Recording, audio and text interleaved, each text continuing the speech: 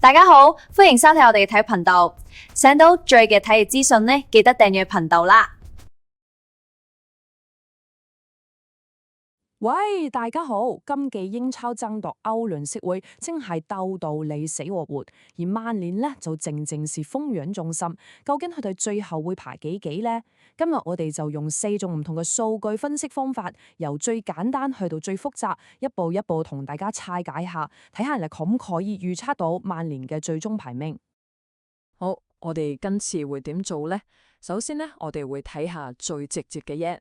賭盤賠率即係市場點樣睇，跟住我哋會研究下佢哋近排好熱嘅狀態，之後呢，就會揾啲高開支少少，用電腦模擬幾萬次細機計一計個和言率，到最後我哋會好似查案咁，逐場比賽去分析佢哋剩翻嘅細情。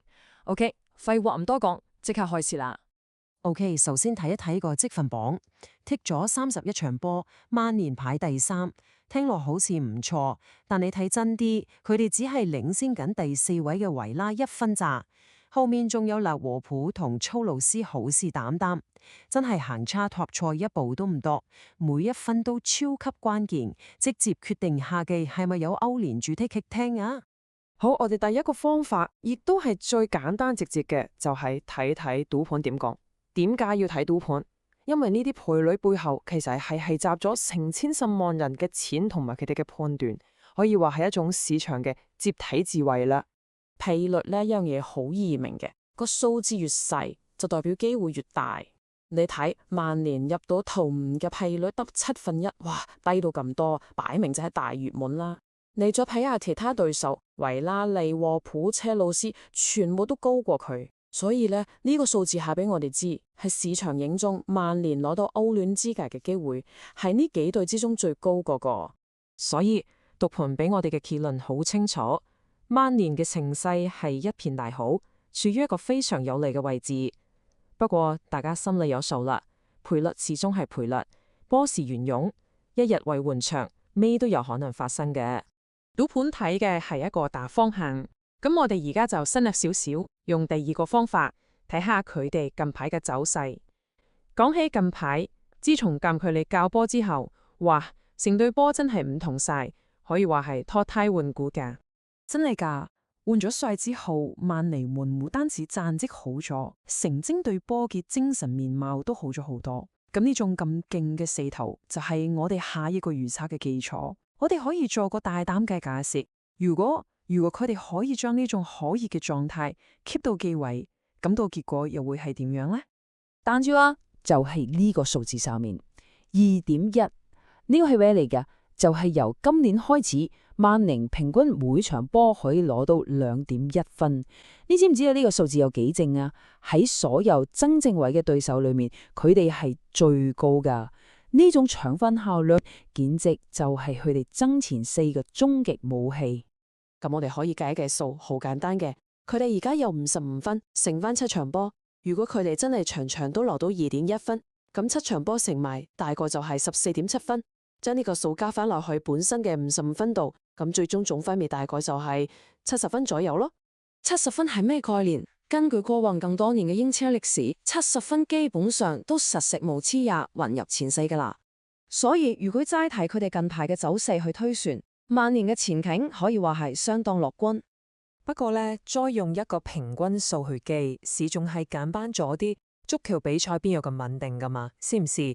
所以我哋第3個工具就要玩得再深入啲，用電腦模擬去計，睇下所有可能性嘅分佈，而唔係齋得一個死嘅數字。呢個方法有個好正嘅名，叫做蒙地卡羅模擬，聽落好複雜。其實你可以咁樣想象，我哋叫部抽屜電腦，將剩翻嘅細機打1萬次，每一次嘅結果都會有啲唔同，有時贏多啲，有時輸多啲。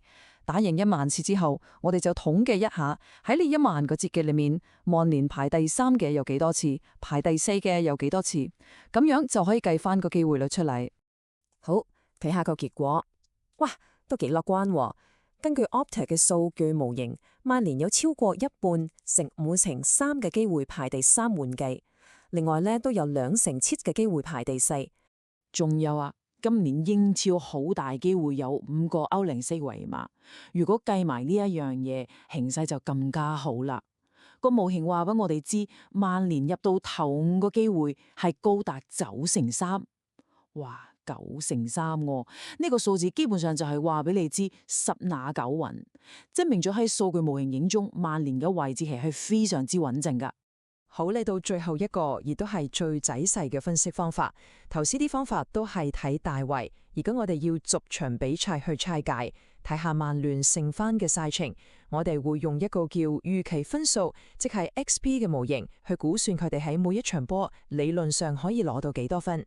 不過呢個分析有一個好重要嘅前提，就係曼聯勝翻嘅賽場其實係所有增長位嘅對手入邊最難踢嗰個㗎，即係話佢哋近排咁好嘅狀態將會受到一個非常嚴重嘅考驗。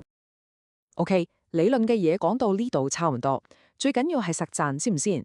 我哋即刻將呢個 XP 模型應用喺曼聯最後嗰7場，我稱之為魔鬼賽程上面，睇下數據點樣撞。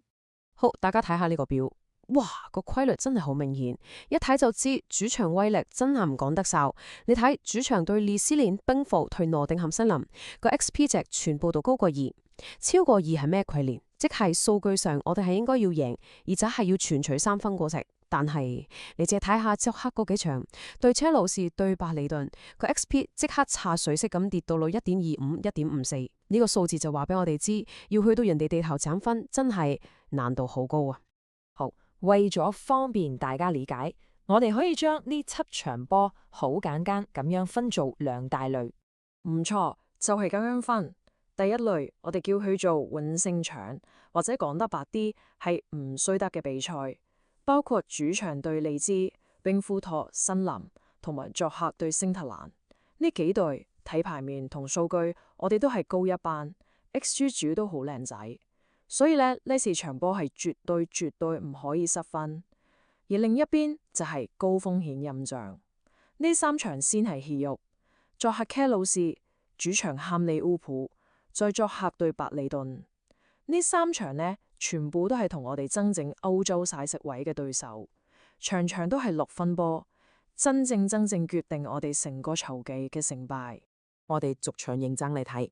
首先，作客史丹福橋對車路士，你睇呢個圖啊，真係好步步叮當蜜頭。車路士贏面係有39%，高我哋少少，但係我哋曼聯贏波都有32%，話波就29%。你將我哋贏同話嘅機會嚟加埋呢，其實係超過60%噶。呢個數據就話俾我哋知，場波真係唔互波。所以去到作客，如果真係打唔贏，守和攞到1分翻屋企，絕對係一個可以收貨嘅結果噶。好，跟住睇第2場硬爭。呢場就唔同講法啦，主場對利物浦，哇！一翻到奧托臭夫，個形勢即刻唔同晒。你睇下，我哋曼聯嘅贏面即刻飆升到48%，差唔多一半。而利物浦呢，只帶25%咋，我哋贏面足跡係佢哋嘅2倍。呢個就係主場之利。所以呢場雙紅會喺自己地頭踢，絕對向我哋搶分，全除3分嘅黃金機會，冇得走機。好，分析完咁多場比賽，嚟到最緊張嘅時刻，將頭先講嘅所有嘢，所有嘅 XP 加埋一齊，究竟我哋嗰個數據模型叫出嚟，曼聯最後會用幾多分嚟完成今套籌期呢？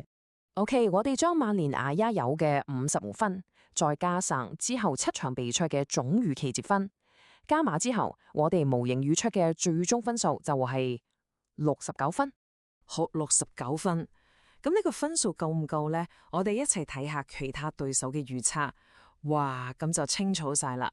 模型預測威拿最終大概係62到63分，車路士同利物浦仲要再低啲。如果個模型預測嘅準嘅話，咁我哋曼聯就會用一個相當舒服嘅優勢，拋離晒所有對手，坐穩個歐聯席位。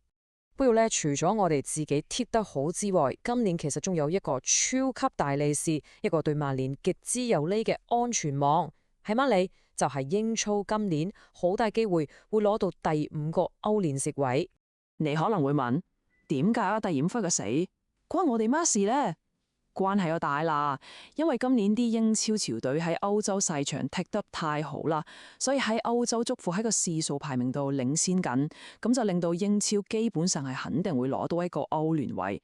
將呢個因素都計埋落去之後，你睇下我哋曼聯入到歐聯嘅機會率，即刻由本身已經唔錯嘅7成幾，一下子砰一聲跳到去成93%，可以話係十拿九穩。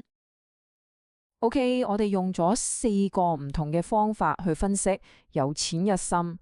而家係時候將所有線索拼埋一齊，睇下復換整嘅圖畫係點樣嘅。我哋回顧下先，由對盤賠率到景狀推算，再去到電腦模擬，最後做埋實情分析，我哋得出嘅預測分數大概喺67分到70分之間。雖然幾個數字有少少唔同，但係個結論可以話係驚人哋一致，就係所有數據都指向同一個方向。曼聯今世成功攞到歐聯資格嘅機會係非常非常之高。